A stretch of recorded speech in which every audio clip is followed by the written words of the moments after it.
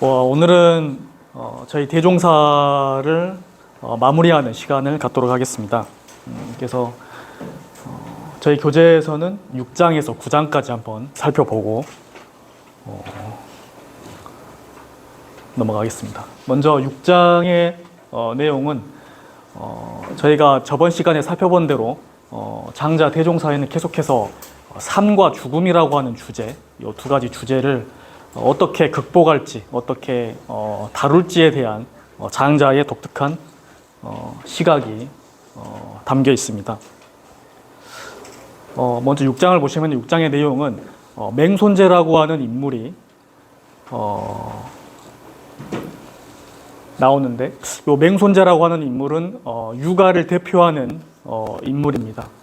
맹손제가 자기 어머니의 상을 당해서 치상을 하는데, 그 치상의 방식이 육아를 대표하고 있는 공자랄지 안회의 입장에서는 조금 의아한 모습을 보여줍니다. 먼저 보시면 고급을 할 때 눈물을 흘리지 않는다. 울기는 하지만 눈물을 흘리지 않고, 또 상을 당했지만 별로 그렇게 슬퍼하는 기색도 없는 것 같은 모습. 이제 이게 맹손제가 보여준 치상의 방식이었습니다. 하지만 육아를 대표하는 어떤 문헌들, 예컨대 논어를 보면은 이런 말이 있죠. 상례를 잘 치르는 것보다 진정으로 슬퍼하는 게 낫다. 그러니까 어떤 형식적인 것보다는 정말 슬퍼하는 감정을 표출하는 것, 그런 감정을 가지고 있는 것 자체가 더 중요하다라고 공자가 말을 했는데, 지금 장자에 나와 있는 요 상을 치르는 모습을 보면은 어떻게 보면 정반대이죠. 마음은 별로 동요하지 않고 그냥 형식적으로 상을 처리하는 모습으로 맹손제가 나옵니다. 안회가 이거에 대해서 정말 이런 방식이 상을 잘 치르는 것입니까? 라고 자기 스승인 공자에게 물어보죠. 그랬더니 공자가 맹손제의 상을, 맹손제의 치상 방식을 이런 식으로 평가하고 있습니다. 먼저 맹손제는 삶과 죽음의 이유에 대해서 딱히 알려고 하지 않았다. 그렇기 때문에 삶에 처하든 죽음에 처하든 그 조화에 순응하고 기다릴 뿐이다 라고 평가하고 있습니다. 둘째는 몸을 놀라게 함은 있어도 그것 때문에 마음까지 손상시키지는 않는다 라고 하는 게 공자가 맹손제를 평가한 두 번째 평가입니다. 교재를 보시면 아시겠지만 맹손제는 죽음이라고 하는 사건 자체를 물론 죽음은 애도할 일이고 안타까운 일이지만 그것 자체로 끝장나거나 사멸되는 것은 아니다라고 말하고 있습니다. 그래서 맹손제가 죽음을 다루는 방식, 죽음을 이해하는, 바라보는 방식은 사실 어떠한 상황에 처하든지 간에 도가 인간에게 어떠한 삶의 조건을 제시하든지 간에 그거에 따라서 변화할 뿐이지 거기에 일희일비하지 않는다라고 하는 게 맹손제가 죽음을 다루는 방식이라고 볼 수 있겠습니다. 이걸 요약하자면 장자는 허정한 하늘, 즉 하나에 들어간다라고 주장하고 있습니다. 한자를 보시면 요천이라고 했는데, 요는 쓸쓸하다, 적막하다라고 하는 뜻이거든요. 그래서 적막한 하늘, 텅 빈 하늘, 어떻게 보면 도라고 하는 상태를 이렇게 이미지적으로 표현한 단어라고 볼 수 있겠습니다. 그래서 결국 삶과 죽음을 하나로 인식하는 요 단계, 요 경지에 들어가는 것, 그게 곧 도와 합치하는 삶이다라고 맹손제 치상 방식을 통해서 보여주고 있습니다. 이 이야기 속에 한 가지 더 좀 주목해 볼 만한 이야기가 있는데, 꿈에 관련된 이야기가 같이 동시에 등장하고 있습니다. 공자가 안회를 자기 제자인 안회에게 너와 나는 모두 다 꿈에서 깨어나지 못한 자라고 이야기하고 있는데, 이 꿈이라고 하는 주제는 사실 장자에서 자주 등장하고 있는 주제이죠. 특히 장자를 해석하는 사람들은 이 꿈이라고 하는 것을 삶과 죽음, 생사 문제를 비유하기 위한 하나의 어떤 장치로 장자가 꿈을 자주 활용했다라고 말하기도 합니다. 그래서 저희가 사실 꿈을 꾸면은 장자가 하는 말인데, 공자의 입을 빌려서 장자가 하는 말인데, 꿈에서는 사실 저희가 새가 되기도 하고 또 물고기가 되기도 한다. 하지만 전혀 어떤 어색함을 느끼지 못하죠. 꿈을 꾸고 있는 동안에는. 마찬가지로 사람들은 꿈을 꾸고 있는 자신을 모두 다 자기 자신이라고 주장하고 있다 라고 하고 있습니다. 그러니까 꿈꾸고 있는 자신이 꿈을 꾸고 있는 상태에서는 그게 꿈인지 모르는 것처럼 모두 우리가 살아가고 있을 때 이게 꿈인지 생시인지 혹은 우리가 이것을 현실이라고 주장하는 그것, 오늘 좀 말이 좀 잘 안 나오네요, 교수님. 네. 여하튼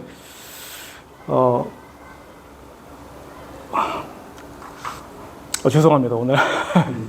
네.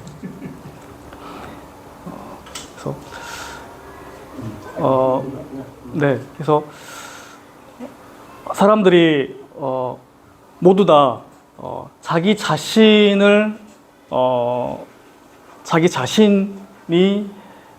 진짜이고 지금 우리가 생존하면서 살아가고 있는 지금이 현실이라고 생각하고 있지만, 장자는 이제 이것을 꿈이라고 하는 장치, 비유를 통해서 그게 꿈일 수도 있다. 우리가 현실이라고 주장하는 것, 우리가 삶이라고 생각하는 게 사실 저편에서 바라보면은 죽음이라고 하는 것, 혹은 저 세상에서 바라보자면 지금 우리가 살고 있는 이 생활이나 우리 삶이나 지금 나라고 느끼고 있는 것들이 사실 진정한 내가 아닐 수도 있고, 또 지금 우리가 현실이라고 생각하고 있는 이 공간이 저편에서 바라보면 또 꿈일 수도 있다라고 하는 걸 이런 식으로 꿈을 통해서 말하고 있습니다. 그래서 공자가 공자 자기 자신과 아내를 포함해서 너와 나는 모두 다 아직 꿈에서 깨어나지 못한 자이다. 하지만 맹손제는 삶과 죽음이라고 하는 이런 경계 자체를 이미 뛰어넘었기 때문에 홀로 깨어나 있는 사람이다라고 주장하고 있습니다. 네, 보충 설명은 교수님께서 해주시겠습니다.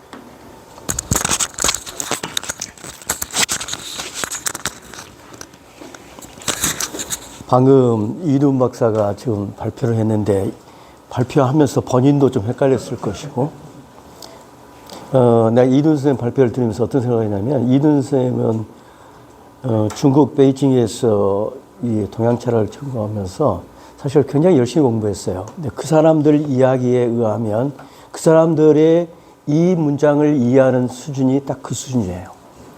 정확한 제가 제목을 뭐로 잡았냐면, 즐거움도 슬픔도 다 뛰어넘는 어떤 경계까지 가는 사람이 대종사지, 슬픔을 내보이고 기쁨을 내보이고 이런 사람이 대종사가 아니다 하는 게 이게 핵심이거든요.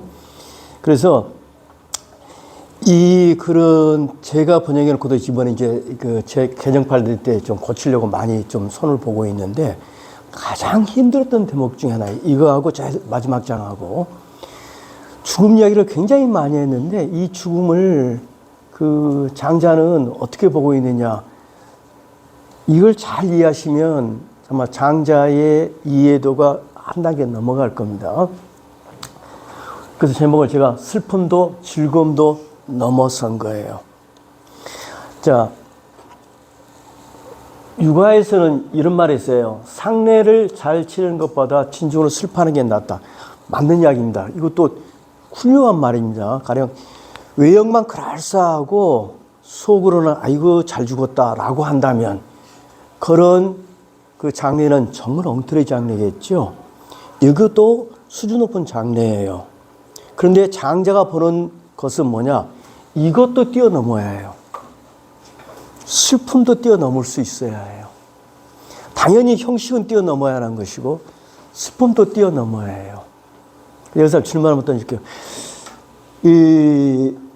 여러분들 정말 좋으면 웃음이 나와요? 정말로 행복할 때는? 맞아요. 그것도 중요한 말입니다. 너무 좋은데 울어지는 거예요. 슬픔과 즐거움이 통행할 수도 있고, 장자는 이런 이야기를 이정은 안 됐지만 이런 겁니다. 정말로 자연스러운 기쁨은 껄껄껄 웃을 필요 없어요. 그냥 온화한 표정으로 드러날 뿐이에요. 그냥. 사실 소리 내서 껄껄껄 웃는 순간 이건 가식이 들어가기 시작하는지 몰라요. 이게 진정한 슬픔, 진정한 기쁨은 외부로 드러나지 않아요. 이제 그리고 계속 생사 문제가 굉장히 중요한 문제로 등장하는데, 그러면 장자 너는 어쨌냐? 네 본인은 실제로 어쨌냐? 오늘 알아준 자료 좀 읽고 나서 이걸 볼게요. 장자의 아내가 죽었다. 혜자가 그를 조문하러 갔더니 장자는 한참 키처럼 두 다리를 쭉 뻗고 앉아 질장구를 두드리며 노래를 부르고 있었다. 혜자가 말했다. 남인 그대와 더불어 지내면서 자식을 키우느라 제 몸을 늙게 했다. 그런 부인이 돌아가셨거늘 통곡하지 않은 것 역시 충분히 나쁜 것이거늘 질장구를 두드리며 노래까지 부르다니 역시 심하지 않은가. 장자가 대답했다. 그렇지 않네. 이 통곡은 아내가 막 죽었을 때 일이야. 나라고 홀로 슬픔이 없을 수 있겠어? 그런데 그의 처음을 살펴보니 본래 삶이 없었어. 삶이 없었을 뿐만 아니라 본래 형체도 없었지. 형체가 없었을 뿐만 아니라 본래 기도 없었네. 있는 듯 없는 듯 사이에 섞여 있다가 그것이 변하여 기가 생기게 되었네. 기가 변하여 형체가 생기게 되었네. 형체가 변하여 삶이 생기게 된 것이라네. 지금 또 변하여 죽음으로 돌아간 거야. 이것은 더불어서 봄과 가을 그리고 겨울과 여름 4계절의 운행을 한 것일세. 운행을 마치고 그 사람은 편안하게 거대한 방, 즉 도의 품 안에 잠들어 있는데 내가 아이고 아이고 하며 사람들을 따라 통곡하다니 이런 행위가 스스로 도의 명령에 통하지 못한 것으로 생각되었기에 멈추었다네. 장자의 장례. 장자가 죽음을 맞이하고 있을 무렵 제자들이 성대하게 장사하려고 했다. 장자가 말했다. 너는 하늘과 땅으로 속널과 겉널을 삼고 해와 달로 쌍둥이 구슬을 삼고 별들이 입에 물 진주가 되며 만물이 부장품이 되리라. 나의 장례 물품이 어찌 갖추어진 것이 아니냐. 무엇으로 여기에 더한단 말이냐. 제자가 말했다. 저희는 까마귀나 솔개가 선생님을 먹게 될까 두렵습니다. 장자가 대답했다. 땅 위에 두면 까마귀와 솔개의 먹이가 되고 땅 밑에 두면 땅강아지나 개미의 먹이가 될 것이다. 그것들에게서 빼앗아 이들에게 주다니 어찌 그리 편파적이냐.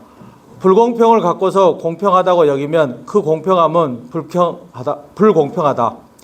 증거가 되지 못하는 것을 갖고서 입증하려 하면 그 입증은 증거가 되지 못한다. 눈 밝음은 단지 심부름꾼이고 신묘함이라야 그 본원을 입증하는 법이다. 대저 눈 밝음이 신묘함을 이길 수 없음은 오래된 진리이다. 그런데 어리석은 사람들은 자신이 본 것을 믿고 인위에 들어가서 그들의 공적의 본질에 밖에 그치니 역시 슬프지 않으랴.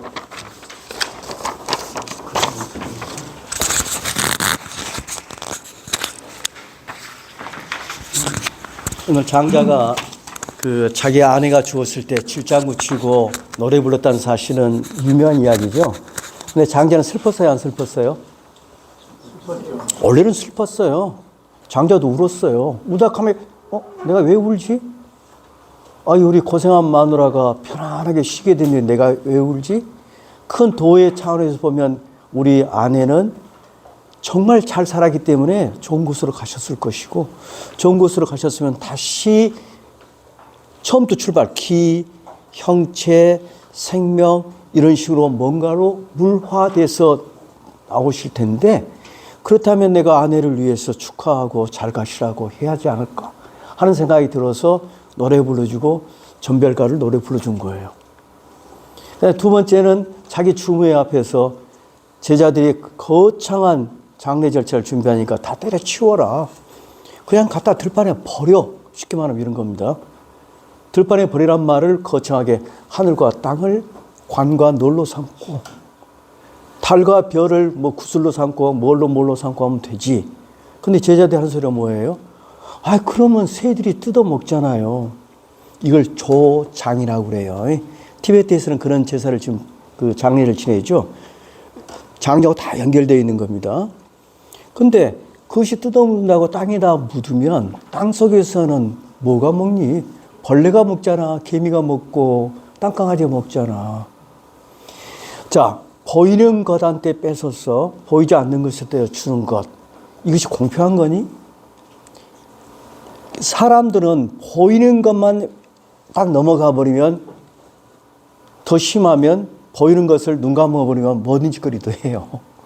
그래서 외부를 보지 말고 그 본질을 봐야 하는 게 진짜인 거예요. 자, 이런 내용들을 보면 아내의 죽음과 자기의 죽음을 하면서 장자는 죽음이라는 자체를 이 삶과 표리 관계, 우리 손바닥의 안과 박의 개념으로 받아들인 거예요. 여기서 하나 여러분들이 떠오르셔야 할 것은 호전몽 우리 같이 공부했어요. 나비 꿈. 자, 여러분, 나비, 그러니까 장자가 나비를 꿈꾼 거예요. 나비가 장자를 꿈꾼 거예요. 커다란 찬성은 알 수 없어요. 여러분 사람이세요? 사람 아닐 수도 있어요. 저 죽음의 세계에서 보면, 죽음의 세계의 그 세계에서 보면 여러분은 사람들은 꿈을 꾸고 있는지도 몰라요. 이게 이제 장자의 어떤 문화 사상이고 이런 사상이다. 꿈 이야기는 그런 이야기고요. 다시 한번 앞으로 끌어볼게요. 이 우원입니다, 완전히. 왜 우원이냐? 맹손제란 사람을 훗날 주석가들은 막 그것다 붙여요. 그래서 육아의 어떤 인물일 것이다 이러는데 사실 장자가 만든 인물이고요. 그리고 맹성자가 그러니까 자기 어머님이 돌아가셨어요. 장사를 지내는데 우리 초상을 치르는데 그 맹손제의 장례는 보통 사람하고 다른 거예요. 그러니까 즉 여기에 나오는 맹성제가 지금 대종사입니다. 대종사. 죽음을 어떻게 바라보고 죽음을 어떻게 사람들에게 보여주는가, 죽음에 대한 태도를 보여주는 이 맹손제인데, 네, 맹손제를 가서 봤더니 이제 직접 가서 본 건 알겠죠. 이 장사를 치른 뒤에 아내가 궁금한 거예요. 소문에 의하면 맹손제의 장례는 보통 장례와 뭔가 달라요. 뭐가 다르냐? 첫 번째는 고급을 할 때에도 여러분들 지금 우리 현재 장례 절차는 이런 건 못 느끼실 겁니다. 근데 저는 어렸을 때 그 어렴풋 기억이 있는데 가령 집안에 상이 당하면 일정 시기가 되면 호고 가세요 하면 자식들이 다 모여서 아이고 한 5분 하다가 됐어 하고 가면 또 있다가 또 몇 시간 뒤에 또 불러서 울고 하죠. 근데 그 호곡을 하는데 눈물을 안 흘리는 거예요.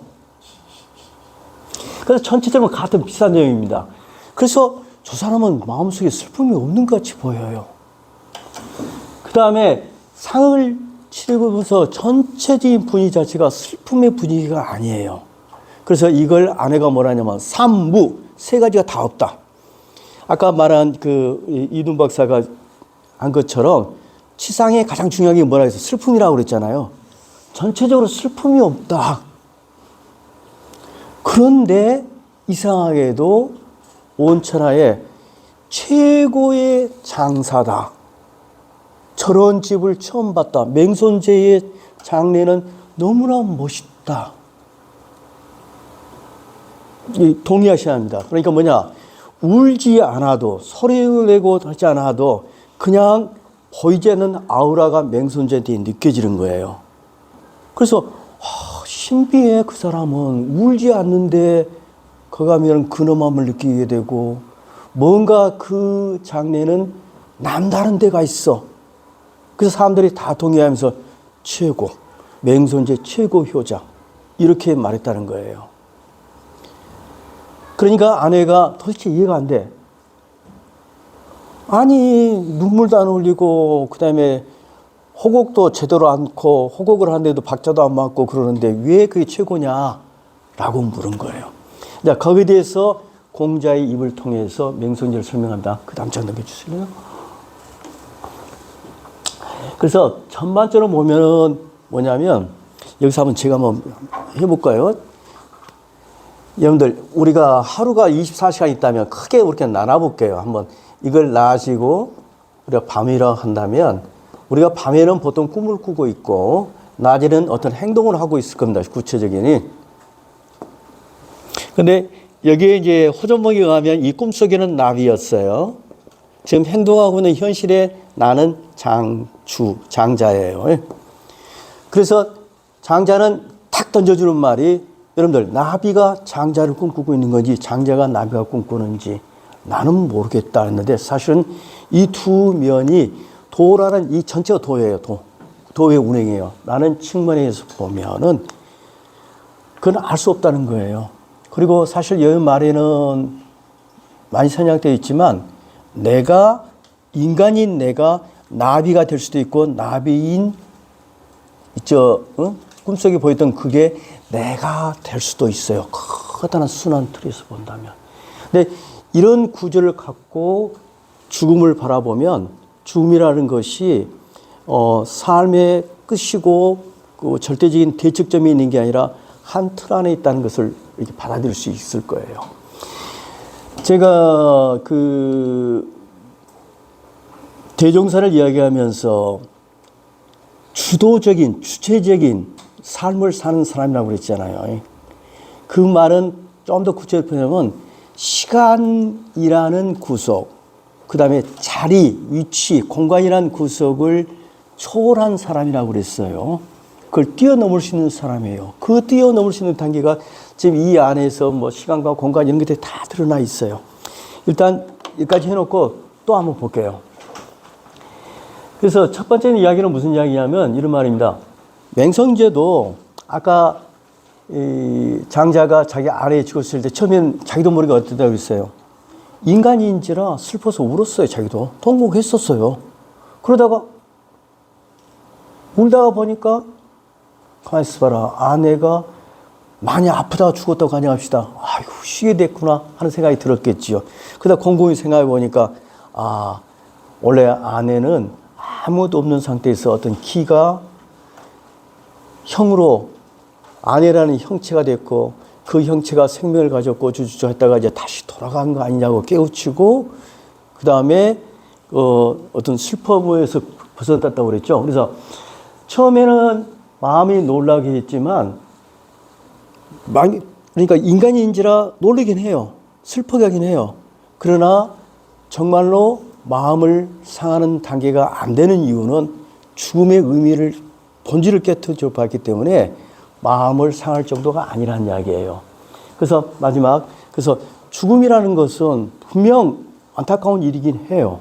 그러나 다행히 장자의 믿음 속에서는 그것은 진짜 사라지는 게 아니라 어쩐다고요? 첫째는 잠시 쉬는 거예요. 자, 영광로에 던져진 쇳덩이 비유 기억하세요? 우리는 고철됐어요. 영도 폐기됐어요. 그걸로 끝난 게 아니에요. 영광로에 푹 넣어서 녹이면 다음에 다른 어떤 기물로 태어나요. 기물로 태어나요. 그건 누구한테? 조물주한테 맡기면 돼요. 그래서 일단 죽으면 일단은 편히 자는 거예요. 쉬는 거예요. 그런 다음에 조물주의 가단 운행 안에서 다른 무언가로서 나타날 수 있는 거예요. 그러니까 사멸, 없어지는 것이 아니다.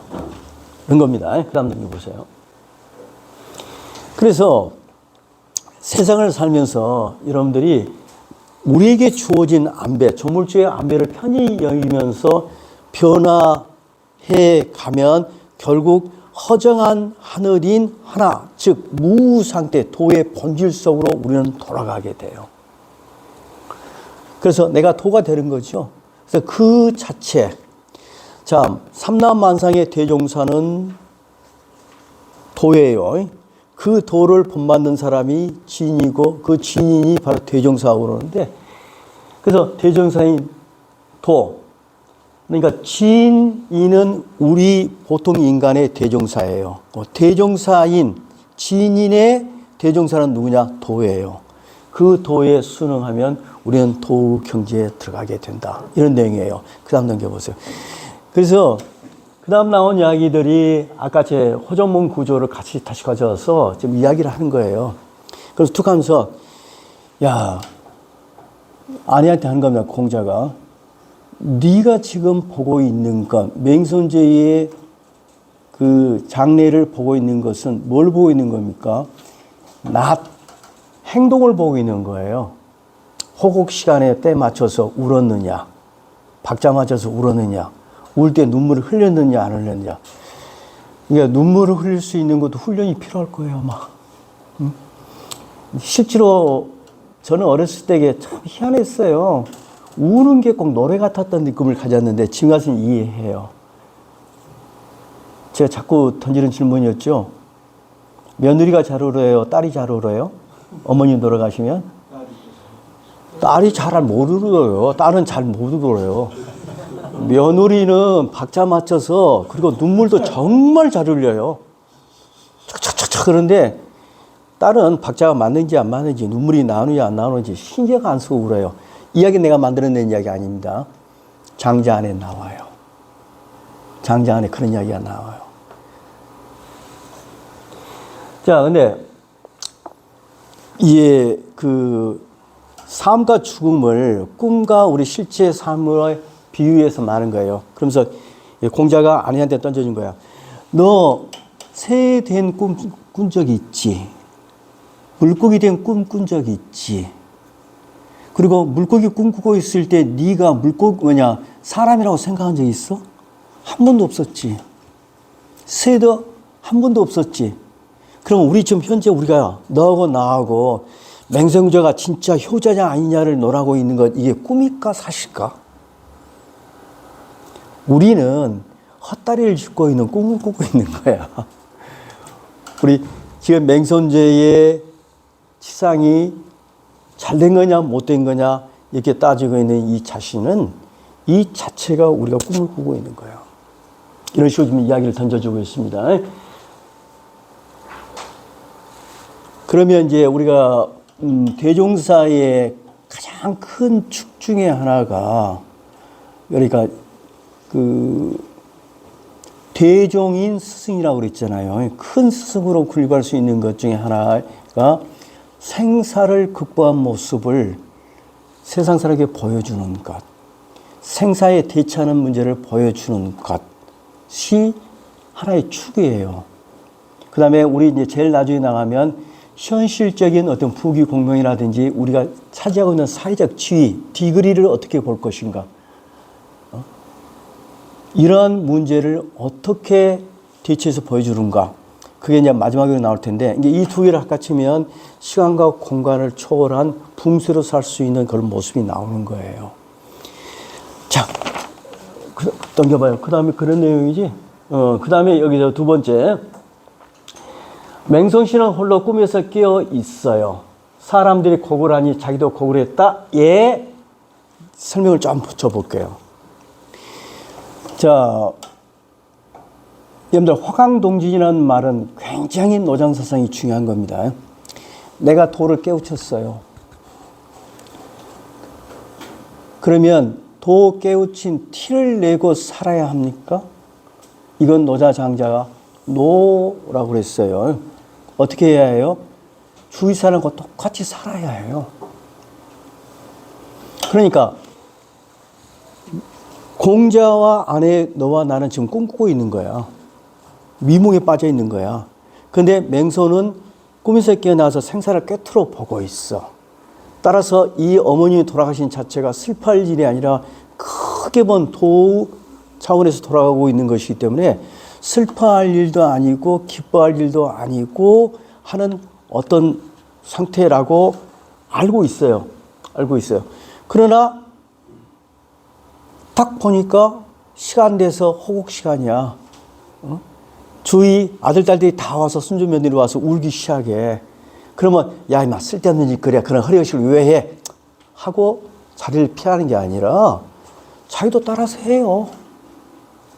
왜냐하면 사람들 그 수준에서 그렇게 하면은 그냥 아이고 해요. 그런데 그렇게 하니까 눈물이 나요, 안 나요? 눈물이 안 나는 거예요. 그냥 마음속에서는 이 사람의 그 죽음을 단순하게 이분법적으로 슬픔 이냐 아니냐를 뛰어넘었기 때문에 그건 눈물 나지 않아요. 자, 그래놓고 마지막 하는 말이 지금 떠들고 있는 우리가 너와 나고 떠들고 있는 것도 이거 꿈 아니니? 이런 식으로 넘어간 거예요. 자, 하여튼 돌아와서 이 논리적으로 설명하면 좀 이해가 잘 안 될 거예요. 그러니까 여러분들이 떠오르실 때 생사 문제 오면은 장자가 아내 죽었을 때 질장구를 왜 쳤지? 하면서 떠올릴 것. 처음에는 장자도 울었다며. 근데 왜 나중에 질장구를 쳤지? 슬픔을 뛰어넘어서 한 차원 위에서 죽음을 볼 수 있기 때문에 질장구를 칠 수 있었던 거예요. 그죠? 그 다음에 장자가 자기가 죽을 때, 보통 사람들은 자기 죽을 때 자기 장래가 초라할까봐 제일 걱정하고 늘 한다고 그래요.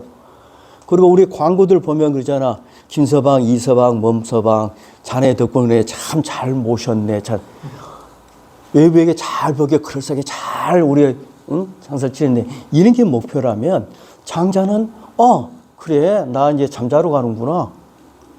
잠 푹 자다가 나중에 조물주가 일어나 다른 일 좀 해야지 하고 부르면 또 나가면 되지. 이런 차원으로 간다는 그 두 개의 우원, 죽음에 대한 우원을 잘 이해하시고 하면은 맹성제가 그 두 개를 합쳐놓은 형태를 보여주고 있고, 그걸 관찰한 공자 아내의 대화를 통해서 육아애들도 이제 이해를 한 거예요. 장자 입장에서 보면 육아가 생각하는 장래보다 훨씬 더 큰 장래가 있다라고 공자가 지 수제자인 아내에게 가르쳐 준 거예요. 자, 이 안에서 하나 짚고 넘어갈 것은 공자가 멘토입니까? 아내가 멘토입니까? 지금은 공자가 멘토죠. 이게 가르치고 있잖아요. 아내야, 그 표면 보지 말고, 그 공손제가 했던 안 울었던, 울었는데 눈물이 안 나오는 그 이면을 네가 읽어봐. 보이는 것 갖고, 보이는 것만에 얽매이지 말고 보이지 않는 그 내면까지를 읽어봤을 때 너는 죽음에 대한 의미, 장례 절차의 의미, 이런 걸 알 수 있을 거야. 했던 겁니다. 자, 여기까지 해놓고 제가 이걸 왜 강조드리냐면 저 뒤에 가면 이제 좌망대에 가면은 거꾸로 이 아내가 공자를 가르치는 대목도 나오고 그래요. 근데 이것들이 뭘 의미한가를 따져볼게요. 진정한 진리는 스승과 제자로 갈라져서 스승이 제자에게 전달하고 제자가 스승에게 전달하는 게 아니라 피차의 피드백이에요. 어떻게 보면 또 다른 말로 바꾸면 이게 사회 그 현실 속에서 사제지간이라는 것은 형식일 뿐이고 정말 스승은 누가 스승이에요? 누구든지 깨우친 자가 스승이에요. 이런 이야기까지가 오늘 이야기에 쭉 나갈 겁니다. 자, 그 다음 장 넘어가 볼게요.